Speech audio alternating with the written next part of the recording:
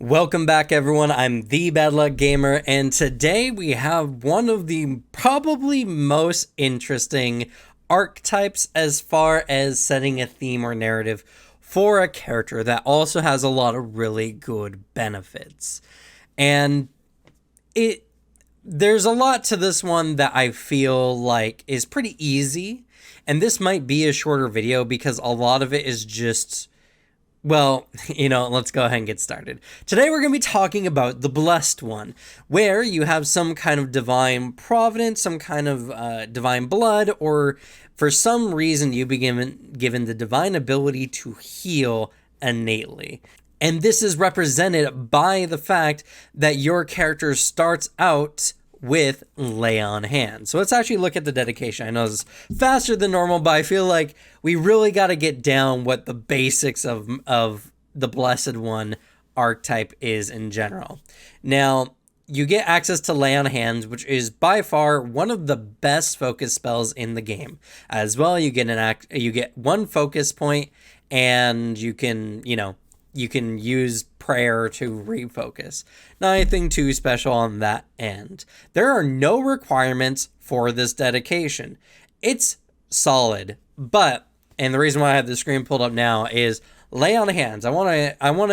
Normally I don't go too deep into what feats or abilities archetypes give, especially ones that belong to classes, but the Blessed One archetype is almost completely centered around this one focus spell in general, and that is Lay on Hands. So you can touch one target creature and they become infused with positive energy.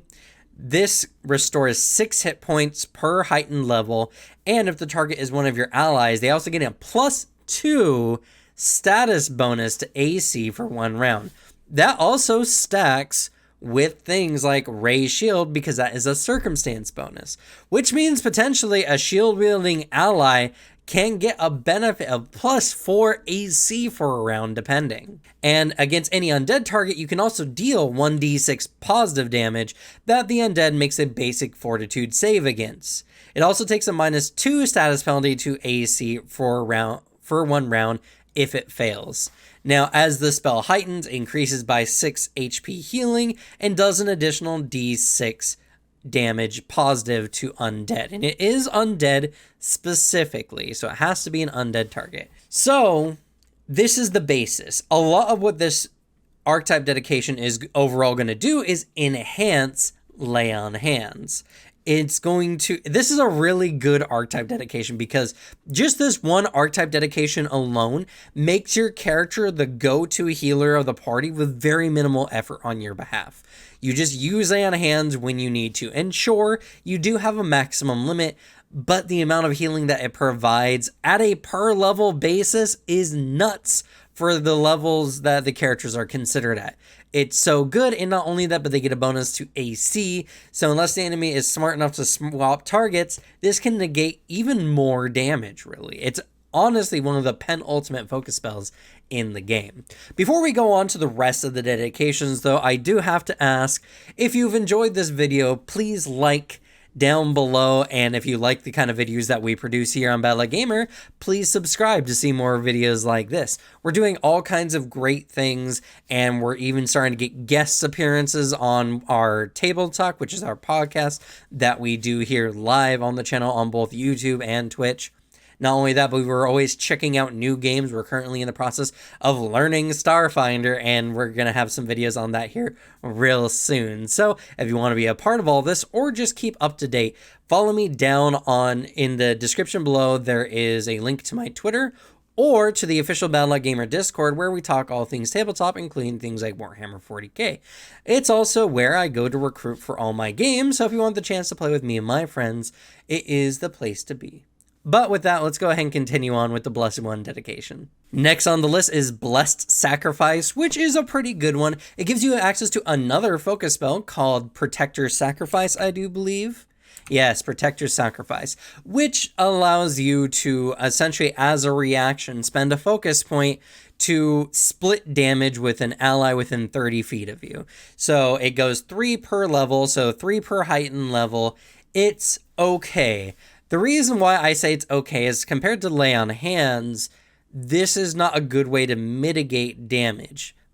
This particular focus spell is best when used to stop an ally from going down, if at all possible. And it doesn't negate damage, it splits it. You negate 3 damage that your ally takes, and you take 3 damage back per heightened level that cannot be mitigated. So it's one of those things that this is good if your ally is about to go down, they need the hit points, whatever. This is a good way to help split the damage. But on a focus point per focus point level, I mean, lay on hands heals 6, this protects 3. Overall, it's better to let your ally get that a little bit more damage so that you can focus point heal them and get a bonus to AC. Regardless, this is a good way to stop an ally from going down when necessary. So it's a good tool to have in your back pocket when you need it. But other than that, the biggest benefit from this, honestly, is just getting another focus point for lay on hands. Accelerating Touch is one of the first augments to lay on hands in the Blessed One archetype dedication. This one gives your ally a plus 10 status bonus. Is it status bonus? Yes, plus 10 status bonus when you use lay on hands on them. So not only are they getting a buff to AC, granted that will be until the start of their turn. Actually, what is it? Plus 2 status bonus for 1 round. Wow. So that's up until the start of your next turn.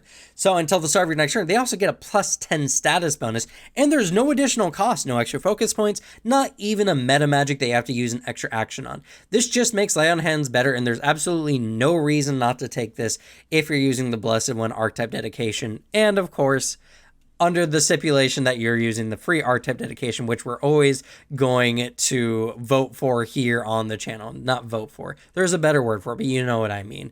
We're always going to promote using the free archetype dedication bonus rule because I feel it just adds to the game. Mercy. This is where a lot of the Blessed One archetype dedication feats are going to go to, and it does make sense. Mercy is a meta magic you use with this focus spell specifically. One of the only of its kind. Very rarely do focus spells have the ability to have meta magic, or I guess some of them do. Or can. Honestly, I don't think actually anything excludes them from it. But this is the only one dedicated to one focus spell specifically. And what this Mercy does is you use an extra action to cast Lay on Hands, and you attempt to counteract a paralysis or fear effect on the target. Pretty good, and honestly, it's good in a lot of situations, especially for removing paralysis. Fear typically goes away, but of course being able to alleviate that, especially if you're going to use lay on hands in general, might be worth the extra action. It's going to get a lot better from here on out though. Blessed Spell is absolutely amazing. Why? Because it's a meta magic that you apply to any spell that targets, let me read it specifically here, that targets only a single ally. And so you can use this anytime you target a single ally with a spell that uses a spell slot, and you get the effects of Mercy and any benefits to Mercy that you have up until this point. Even if you get things like Greater Mercy, you can still apply to those effects to the use of this spell. Now, I do believe this is once per 10 minutes, so once per combat or per every other combat. It really depends on how your game is going. This is still really good because essentially you get the ability to use Mercy without spending a focus point and while using a spell that you're probably going to use. This is amazing on things like clerics, but this can be even used on wizards that have a lot of abjuration based spells to help their allies. Even druids that apply stone skin to a fighter can use this as an additional benefit to clear any negative effects on an enemy. Overall, this is a really, really good meta magic to add to your kit to make you just the penultimate restoration debuff remover on your team. It's just really, really good. Invigorating Mercy is a really good feat overall. Again, this is just going to be one of the Mercy ones, so I'm going to kind of breeze through this one a little bit. It helps you remove the clumsy and enfeebled conditions when you use Mercy. Now, I do have to state, whenever you're using one of these mercy benefits, you can only choose one effect that you can remove on the target, accessing from all the different mercies that you have access to. So you have to pick one, and this just kind of expands that repertoire to remove more and more effects. Now, if it is a ongoing condition, a spell that has a duration or some other kind of sustained effect, it's going to come back after the end of your next turn, unless you remove the effect somehow. So this isn't a permanent for all situations, but this can help alleviate an ally for a pretty significant amount of time, and pretty close to probably removing whatever's doing it to you anyway. So overall, I say this is really good. Next up is Greater Mercy, and I have the list right here. What it adds, it essentially allows you to enhance, or it increases the number of different conditions that you can remove, but not at once, of course. It's still only one condition per use, but you can use it to counteract blindness, deafen, sickened, or the slowed conditions. Greater Mercy just makes mercy greater. Obvious. Blessed Denial is a really good reaction because it does not use a focus point, and it doesn't have a limit other than the fact that it can only be used against one effect. So let's read out what it does. It's a reaction. If an ally within 30 feet would become frightened, drained, enfeebled, sickened, or stupefy, you can attempt to reduce the value of that condition by 1 to a minimum of 0. Oh, it's not even an attempt. There's no counteract. You just reduce those effects by 1 as a reaction to an ally within 30 feet. And if they take multiple, you do have to pick one. Overall, this is a really good reaction, especially on something like a spellcaster that don't normally get a lot of reactions. This is probably one of the best reactions a spellcaster can get, especially if you're playing a support role. Elucidating Mercy just gives you access to remove the confused condition and the stupefied condition. Not very much more to say than that. Same rules apply for everything else. Resilient Touch is another augment to Lay on Hands, and what it does is it gives you, whoever you use Lay on Hands, a +1 bonus to saving throws until, I think, the end of their next turn. So, again, no reason not to take this. Lay on Hands is really good, and this just gives them more buffs. You're just going to make someone go Super Saiyan by using Lay on Hands on them. It's really good. All right, Affliction Mercy. This is mercy for conditions of curse, disease, or poison.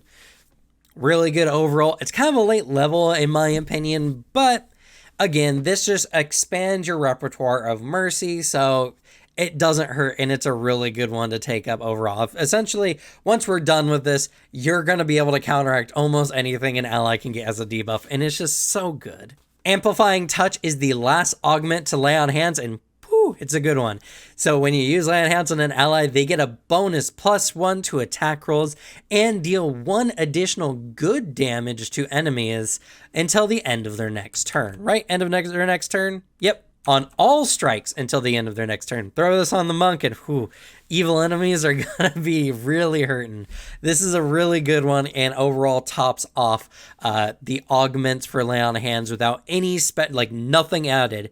Your Lay on Hands just is a super buff, and that's what makes the Blessed One dedication so good, but we got one more feat to go on. Whoops, my bad. There's one more augment. I thought it was a mercy add-on. Nope, it's called Rejuvenation or Rejuvenating Touch. Yes, Rejuvenating Touch. Whenever you use Lay on Hands on an enemy, an ally, please use it on your allies. It's much better on your allies, I promise. When you use Lay on Hands on an ally, they get a 10 regeneration, essentially. They recover 10 temporary hit points at the start, not regeneration. You know what I mean. They get 10 temporary hit points at the start of their turn for the next 10 rounds, for the next minute. And this effect ends if the ally is ever knocked unconscious. This is really good.